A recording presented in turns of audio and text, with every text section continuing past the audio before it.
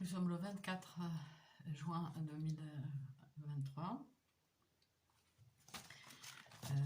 La suite de la lecture de José Delgado, un scientifique des années 60 qui savait arrêter un taureau en envoyant un signal électrique sur les électrodes qu'il lui a implantées sur la tête. Alors là, vous avez les électrodes implantées sur la tête des singes. Aujourd'hui, nous sommes des millions à avoir des puces RFID non consensuelles implantées dans nos corps de manière non consensuelle et bien sûr contre notre volonté. Les velléités de ceux qui voudraient nous rendre en esclavage sont de nous contrôler via des technologies qu'on nous fait ingérer par toutes sortes de moyens, notamment par... Bon. Le mal a été fait pour nombre d'entre vous, mais il y a toujours un moyen de s'en sortir. Alors voilà ce qu'il savait faire dans les années 50, et voilà ce qui est fait aujourd'hui de manière infiniment plus sophistiquée, et ce qui est donc appliqué aux populations civiles. Là, c'est les animaux, mais bon, voilà. Et donc, il est possible de, par un signal électrique envoyé sur ces électrodes, de contrôler un mouvement d'un chat, d'un chien, d'un singe, une sécrétion glandulaire, une manifestation mentale, colère, agression, etc., agressivité plutôt, violence, spécifique, une manifestation mentale spécifique selon la cible choisie. Alors la stimulation cérébrale de différentes zones dans le cerveau a produit artificiellement ce qui est observé, la plupart des mouvements qui sont simples, observés dans le comportement spontané. Donc artificiellement, on pouvait, dans les années 60, 50-60, provoquer un froncement des sourcils, l'ouverture-fermeture des yeux ou de la bouche, la torsion de la bouche, les mouvements de la langue, le mâchonnement, la contraction de la face, les mouvements des oreilles, les rotations.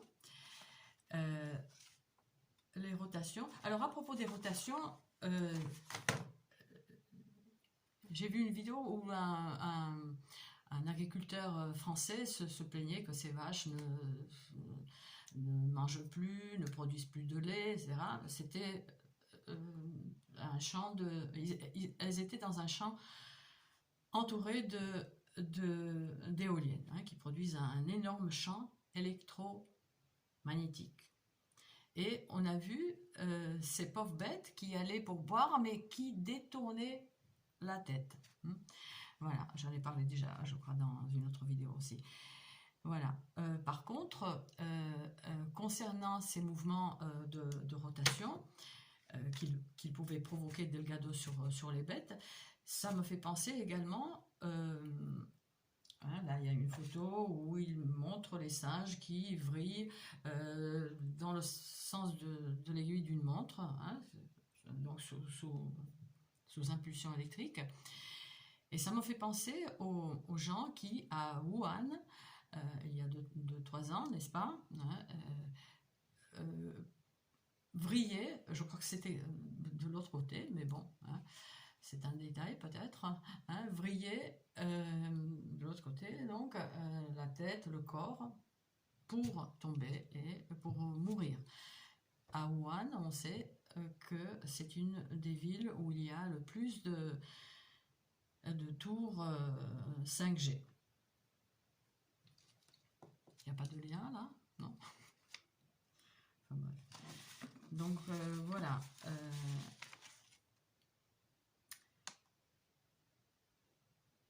À propos d'une sécrétion glandulaire,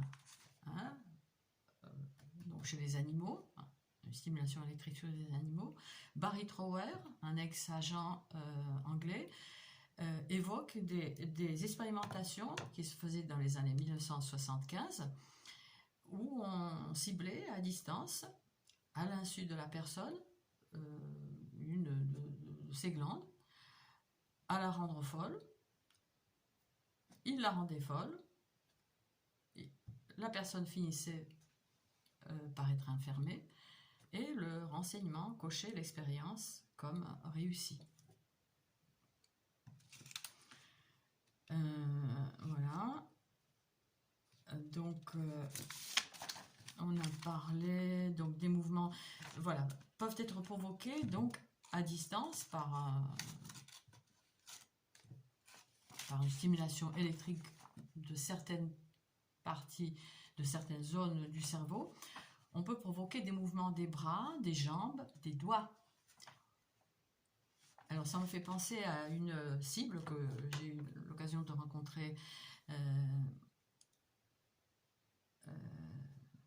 lors d'une manifestation, donc lors de la première manifestation de cible à Paris en 2017, qui disait que des mouvements lui étaient imposés lorsqu'elle marchait dans la rue, des mouvements disgracieux, comme robotiques.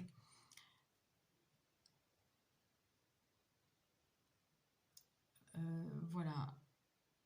Delgado précise que la plupart des mouvements qu'il obtenait qu'il parvenait à provoquer étaient disgracieux. Sauf peut-être une expérience, je reviendrai vers la fin dessus, qui prête même à sourire, hein, au milieu de toutes ces petites horreurs. Où dans cette expérience, les mouvements étaient harmonieux. Voilà. Donc voilà. Les mouvements des doigts peuvent être provoqués à distance. Hein. Les mouvements des doigts, toutes les cibles connaissent ce petit document. Donc ceci était fait dans les années 60. Vous avez l'origine en anglais, hein, vous avez la date 1974. Hein, les effets des armes électromagnétiques. Hein, un signal électromagnétique envoyé sur une cible qui ne se doute de rien. On peut lui faire plein de saloperies. Voilà. Et entre autres, bon, je reviens à ce que Delgado savait faire en 1950. Donc, provoquer un mouvement des doigts.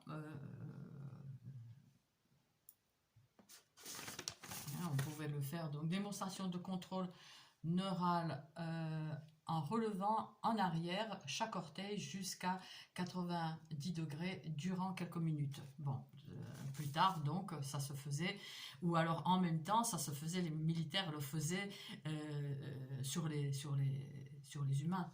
Hein. D'ailleurs, ça me fait penser à une personne à qui on a fait ça, qui se tenait à côté de moi. Le réseau savait que j'étais au courant de ce document, pas la personne à qui on a fait ça, qui était effarée. Hein, pourquoi mes orteils voilà. Pourquoi ça elle ne comprenait pas pourquoi ça lui faisait ça.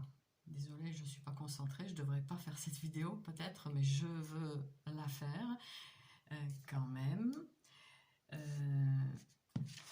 En réponse à une violence ordurière. Hein. Il y a eu quelques heures de répit, là ça recommence. Donc une brûlure sur la tête.